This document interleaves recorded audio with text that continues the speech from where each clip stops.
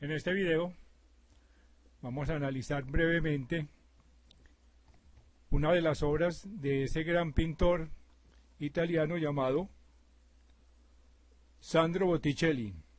Para el efecto, vamos a seguir los lineamientos dados por una de sus biógrafas, que es la autora Barbara Demling, en un libro publicado hace unos 30 años por la editorial Taschen.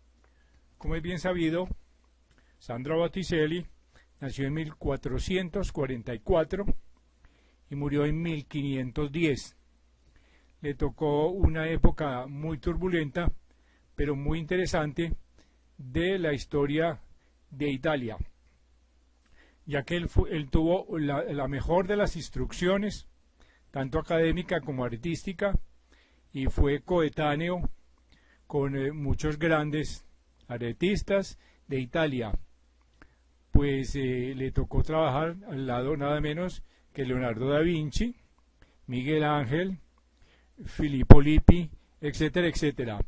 Él tiene una obra espectacular que está caracterizada por el alto contenido metafísico y conocimientos esotéricos que la mayoría de los artistas de esa época tenían que poner en forma encriptada en sus obras, ya que la Iglesia Católica y Roma en esa época no permitía y era muy celosa de los contenidos y filosóficos y simbólicos y metafísicos de la iconografía y la simbología de la pintura, de las artes, de las ciencias, etcétera, etcétera. Así pues, Botticelli perteneció a escuelas de educación y de filosofía muy avanzadas. Pertenecía a la corte de los Médicis y tuvo grandes encargos para muchísimas iglesias y muchísimos clientes ricos de esa época.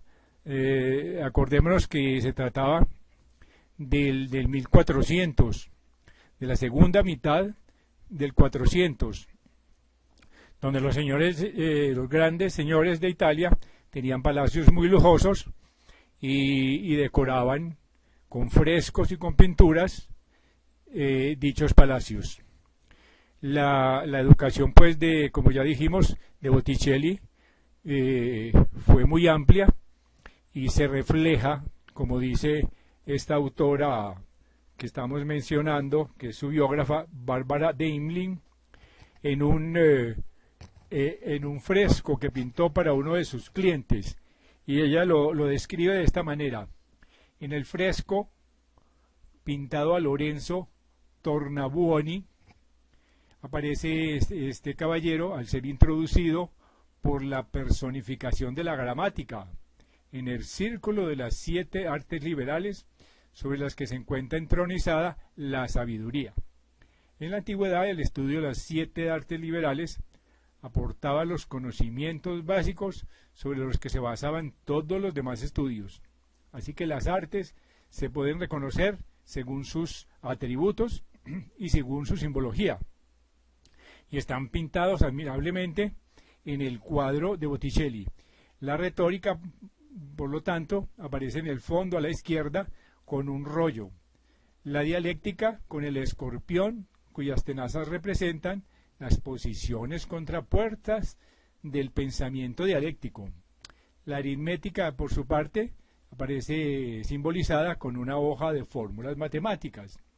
Sigue la sabiduría sobre una sede elevada y a continuación la geometría con una escuadra. La astronomía está simbolizada con la esfera celeste. Y por último la música con un pandero y un pequeño órgano portátil. La gramática se representaba tradicionalmente enseñando a un niño. Aquí acompañan a Lorenzo hacia las artes. Este es recibido con un saludo de la sabiduría, quien en su mano izquierda tiene una rama de olivo, que ha de entenderse como símbolo de la paz reinante entre las artes. Esta pintura, pues, de Botticelli simboliza muy gráficamente el tipo de educación tan elevada que existía en la Italia de esa época y de la que participó ampliamente este pintor.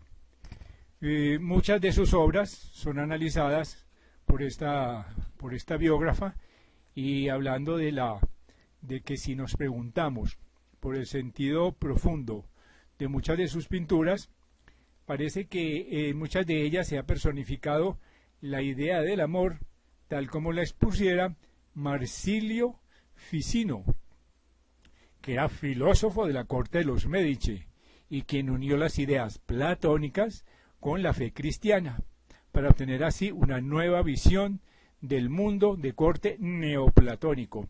Todos sabemos que la filosofía neoplatónica es la base de la filosofía teosófica, que da las claves para decodificar todos los libros sagrados, no solamente la Biblia, sino el Sagrado Corán, los Vedas de la India, etcétera, etcétera.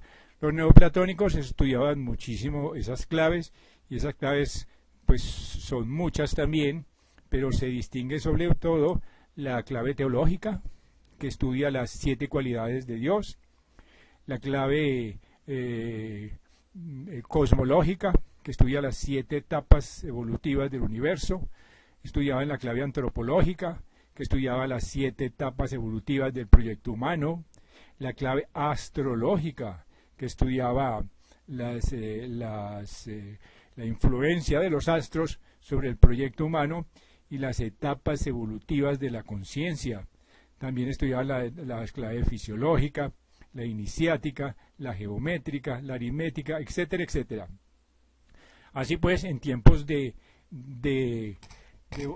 Botticelli se conocían todas estas enseñanzas, todas estas ciencias, y él, por supuesto, conocía, como Leonardo da Vinci y muchos otros intelectuales de la época, este tipo de conocimientos. Así que, como vimos, este filósofo unió las ideas platónicas con la fe cristiana y obtuvo así, como dijimos, una visión del mundo de este corte.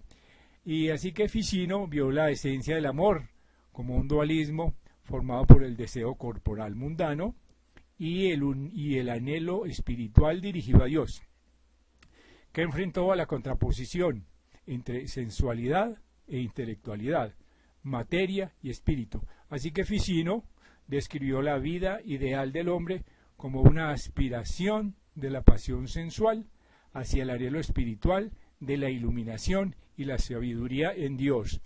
Vemos pues en estos pequeños comentarios la altura intelectual que se respiraba en la Florencia de 1400.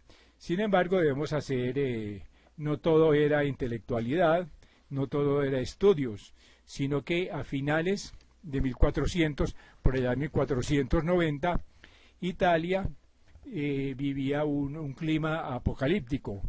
Todos sabemos que a finales de cada siglo no falta quien dice que es que el mundo se está acabando, que hay que arrepentirse, etcétera, etcétera. Y este era el clima que se vivía en la Italia de 1400. La autora que estamos citando describe gráficamente estos aspectos de la situación político-social de la Italia en aquella época. Y dice lo siguiente: los últimos años del siglo siempre han estado llenos de visiones apocalípticas y de presentimientos de la inmanencia del fin del mundo. Este es un fenómeno vivido también en Florencia. Cuanto más a su fin tocaba el siglo XV, más fuertemente se extendía el temor ante un pronto ocaso del mundo y ante la cercanía del juicio final.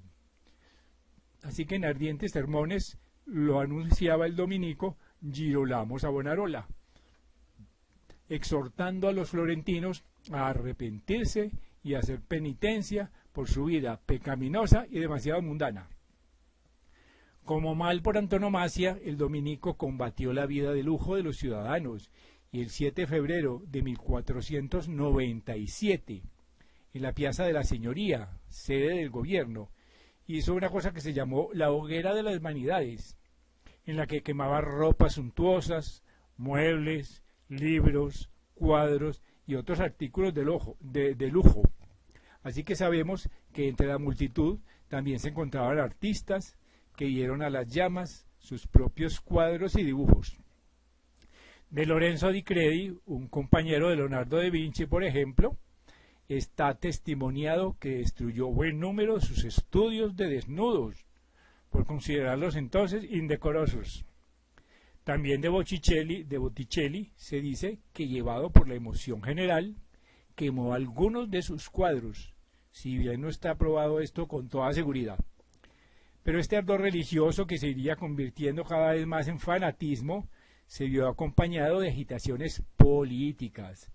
En el año 1492 fallecía Lorenzo el Magnífico, a quien también había influido la predicación de Savonarola.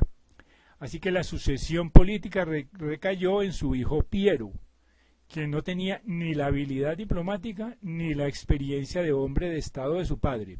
Así que pronto se produjo un conflicto con la corona francesa y Piero canceló la alianza tradicional con Francia, lo cual resultó ser una imprudencia por obstaculizar decisivamente los intereses de los comerciantes florentinos, con lo que provocó la oposición de estos contra los Medici. También en el pueblo crecía la murmuración contra la dominación de la familia, que se iba haciendo demasiado arbitraria. Así que cuando Piero se vio obligado a capitular ante el rey francés Carlos VIII, fue expulsado de Florencia. Era el 9 de noviembre de 1494 y se quitó de todos los edificios el escudo de los Medici, poniendo en su lugar el del pueblo, que era una cruz roja con fondo blanco. En las reuniones para tratar el cambio de gobierno participó también Savonarola, cuyo poder había aumentado notablemente gracias a su influencia sobre el pueblo.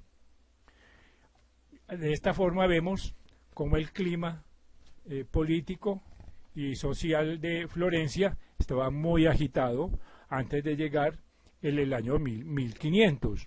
Así que nuestro pintor Botticelli se vio afectado grandemente por estas presiones de la iglesia que eran absolutamente apocalípticas.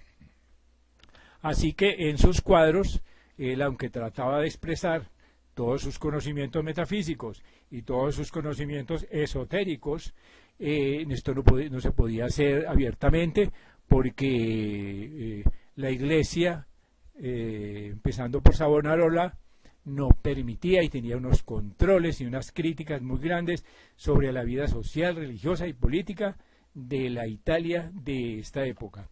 Sin embargo, como dice nuestra autora, más elocuente es que poco después, a mediados de los años 90, cambiaría la suerte de Savonarola. Y su fanatismo, que rayaba en la tiranía, despertaba una oposición cada vez mayor contra este sacerdote. Y no solo en el pueblo y los miembros del gobierno de Florencia, que llegando incluso hasta la curia romana. Así que la Santa Sede respondió en mayo de 1497 con la excomunión a la crítica intransigente de Savonarola contra la iglesia oficial. Así que la precaria situación del predicador se agudizó cada vez más. Savonarola fue hecho prisionero con el apoyo del Papa Alejandro VI, fue acusado de herejía, siendo condenado a muerte por la cuerda y luego encendido en la hoguera. Así que el 23 de mayo de 1498, Savonarola era ejecutado públicamente en la Piazza de la Signoria, siendo dado su cuerpo a las llamas, como aparece en muchos cuadros pintados en la época. Así pues que esta es una pequeña introducción a lo que era el tiempo que le tocó vivir a nuestro pintor de turno Botticelli. Sin embargo, la autora nos da unas ciertas ideas acerca de lo que tuvo que hacer no solamente Botticelli, sino muchos pintores para seguir presentando sus obras en público. Entonces tenían que pintar los símbolos y los conocimientos matemáticos completamente encriptados en las obras. Y tal como lo hizo Leonardo da Vinci, que expresó en la Última Cena un tratado completo de numerología esotérica, simbolizado por los 12, en el cuadro de la Última Cena, donde se simbolizan los 12 apóstoles y Cristo, donde cada uno de los apóstoles simboliza un signo del zodíaco. Así que Botticelli conocía también este procesos y estas etapas evolutivas de la conciencia, simbolizadas por el número 12 y los signos del zodíaco. Pero sin embargo, las interpretaciones, públicas que se han hecho de sus obras, pues son muy suaves y no interpretan realmente los verdaderos secretos que Botticelli plantó en sus cuadros. Es así como esta pintora dice lo siguiente, interpretando uno de sus cuadros famosos, que es el que aquí nos ocupa, que es el de la Natividad. Ella dice: más elocuentes que todos los apuntes y que todas las biografías de este pintor son los cuadros que Botticelli pintó tras estos sucesos de fin de siglo. Y aquí ha de citarse sobre todo el cuadro llamado La Natividad Mística, que se encuentra entre las obras más importantes de la última fase de Botticelli. A primera vista, como se ve en la ilustración, parece tratarse de una sencilla representación de la adoración del niño por parte de María y de los pastores.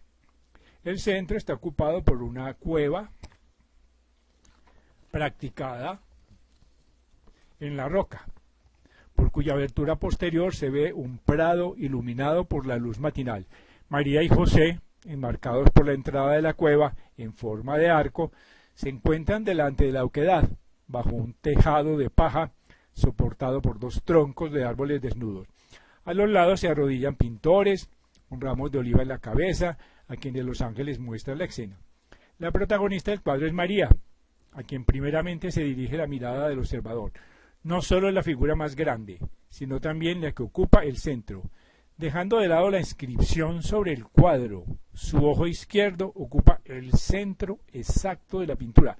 Sobre la escena de la adoración se abre el cielo azul, en una gloria dorada, con ángeles danzando en coro, que ya más adelante vamos a ver lo que esto significa y lo que simboliza, y la armonía de sus giros queda subrayada por los tres colores, marrón, blanco y anaranjado de sus vestiduras, que se alternan rítmicamente. Aquí vemos que Botticelli sabía muy bien el significado simbólico de los colores. Los ángeles llevan ramas de olivo en las manos, con coronas y cintas, con textos que anuncian la alabanza de María. Sin embargo, si se observa detenidamente, la parte inferior del cuadro difiere claramente de las adoraciones convencionales, ya que sobre un césped vemos a tres parejas de ángeles y hombres abrazándose, mientras que varios demonios están echados al suelo y encadenados. También aquí los hombres llevan ramos de olivo con cintas, cuyos textos están tomados del Evangelio de San Lucas: paz en la tierra a los hombres de buena voluntad. Nuestra biógrafa dice que la clave para comprender el cuadro se encuentra en la inscripción griega que lo cierra en la parte superior. Así que veamos lo que supuestamente le dice Botticelli al público para explicar la clave secreta de este cuadro. Él escribió este párrafo, pongámosle cuidado. Dice: este cuadro lo pinté yo, Botticelli, a finales del año 1500, durante los desórdenes ocurridos en Italia, en el medio tiempo, después del tiempo, en cumplimiento del capítulo 11 de San Juan, en la segunda plaga del Apocalipsis, mientras que el demonio fue desatado por 3 años y medio. Después será encadenado, según el 12, y le veremos caído al suelo como en este cuadro. Así pues que nuestro pintor fue muy claro y dio las pistas para expresar lo que él quería simbolizar en este cuadro, que era mucho más que una simple natividad. Así que el cuadro simboliza la llegada del tiempo de la paz que seguirá a las plagas que se describen en el Apocalipsis, que esto era lo que la Iglesia Católica quería demostrar en su imaginería. Botticelli se veía en el tiempo del segundo capítulo 11 del Apocalipsis, en el que el evangelista narra que el atrio del templo será entregado a los gentiles durante 42 meses, que son 3 años y medio, y a continuación sucederá la profecía que San Juan cuenta en el capítulo 12. Aparece la mujer apocalíptica que, huyendo del demonio, dará a luz un niño. En la explicación, esta mujer apocalíptica se identificó ya pronto con María y al mismo tiempo como símbolo de la Iglesia. Así que este es también el tema de la representación de Botticelli. María de entenderse como símbolo de la Iglesia, lo que explica también su situación central en el cuadro. Así que con el nacimiento del Salvador la Iglesia se renueva. Nacerá un día nuevo, como anuncia la luz matutina entre los árboles del fondo. El demonio será expulsado para siempre y reinará la paz eterna, como anuncian los ramos de olivo y los mensajes de paz en los textos de las cintas. Botticelli veía pues esta renovación no en un futuro lejano, pues Savonarola había profetizado su próximo advenimiento y según los cálculos de Botticelli llegaría en el año 1503. Vemos pues que esta es la explicación oficial, la interpretación oficial de la Iglesia Católica de este cuadro. Pero como vemos en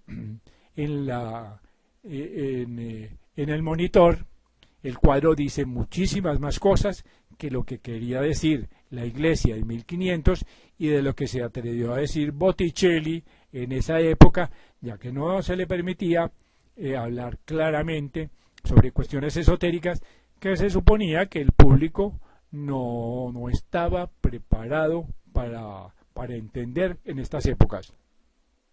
Así que vamos a mirar con más despacio el significado secreto de este famosísimo cuadro. Como vemos en la ilustración, el cuadro tiene 4 secciones claramente identificables. Si miramos de abajo hacia arriba, en la primera sección simboliza el elemento tierra, la segunda el elemento agua, la tercera el elemento aire y la cuarta el elemento fuego. Es pues, si se lee este cuadro con la clave astrológica, es un auténtico tratado de astrología esotérica, de astrología gnóstica, de astronomía oculta, que era lo que estudiaban en las sectas secretas a que pertenecían todos los intelectuales famosos de esa época, como Miguel Ángel, como Leonardo da Vinci, como Botticelli, como los Medici y toda la intelectualidad del 1500 y que la Iglesia criticaba y que la Iglesia perseguía prácticamente y literalmente a muerte. Así que en este cuadro podemos empezar a analizarlo por la parte de arriba, que significa el elemento fuego. Allí vemos 12 ángeles danzando alrededor del sol. Cada uno de los ángeles representa uno de los signos zodiacales. Entonces los vemos divididos en un 3×4, en 4 ternas que tienen distintos colores. Ya como dijimos, tiene el blanco, el marrón y el rojo. Cada elemento tiene 3 signos que simbolizan la oposición entre el positivo, el negativo y el neutro. O sea, entre el activo, el pasivo y el signo que equilibra cada uno de estos signos del zodíaco. Si miramos la parte de abajo, que es el último segmento, que es el elemento tierra, vemos los mismos tres ángeles con los mismos colores que simbolizan los signos del elemento tierra, que son Tauro, Capricornio y Virgo, como está expresado magníficamente en un libro que se llama La astrología como ciencia esotérica, o el testamento de la astrología, de un famosísimo astrólogo esotérico que es Oscar Adler. Vemos que estos signos representan las dos etapas evolutivas de la conciencia. En el elemento tierra, el hombre se va desapegando, toma conciencia de la riqueza, construye riqueza, guarda lo que le sirve y mediante el signo de Virgo se da cuenta que es mucho más que materia, que es mucho más que tierra, y se da cuenta que él tiene imaginación, que tiene sueños, y pasa al mundo de agua, donde vemos a la Virgen con el niño simbolizando el signo de Piscis entre los ángeles de Escorpio y Cáncer. Vemos claramente que encima están los tres ángeles que simbolizan el elemento de aire, y vemos a Acuario, a Géminis entre Acuario y Libra. Si se analizan estos tres ángeles, podemos ver que está encriptada la estrella de 6 puntas, que es el símbolo de Salomón, el símbolo de David, el símbolo de Visnú, el equilibrio entre el positivo y el negativo. Así pues, en el elemento agua, Cristo nos trae la ley del perdón, que es la que purifica nuestros estados emocionales. Y el hombre, en el signo de Piscis, se da cuenta que es mucho más que agua, que es mucho más que emociones, que es mucho más que imaginación. Se desapega pues del agua, tiende a adquirir un amor que no es que no lo ata emocionalmente, sino que es un amor universal, el amor de Cristo, la lección evolutiva del cristianismo, y pasa al elemento aire, donde el hombre aprende a desapegarse entre las ideas y entre el mundo del lenguaje, el mundo de las matemáticas y el mundo de la ciencia, y luego ve que hay algo más elevado que ese mundo del aire, y por el signo de Géminis pasa al signo de fuego, donde el hombre por medio de Sagitario se eleva moralmente y hace unos protocolos de ética y de moral, y aprende a distinguir entre el bien y el mal. Así que vemos que este cuadro simboliza magistralmente todos los procesos de la astrología esotérica, que lo conocían la intelectualidad de la Florencia del año 1500. En otros cuadros de Botticelli se ve que la mayoría de los esquemas geométricos de sus cuadros están en forma piramidal. La mayoría utilizan el triángulo hacia arriba como símbolo de evolución espiritual, contrapuesto al triángulo hacia abajo como símbolo de evolución material, del enfrentamiento, del equilibrio entre la tesis y la antítesis, de la materia y el espíritu, etcétera, etcétera. Así pues, que ya es hora de reivindicar este magnífico pintor con el estudio profundo de ese mensaje riquísimo que nos dejó en cuestión de metafísica en cada uno de sus cuadros.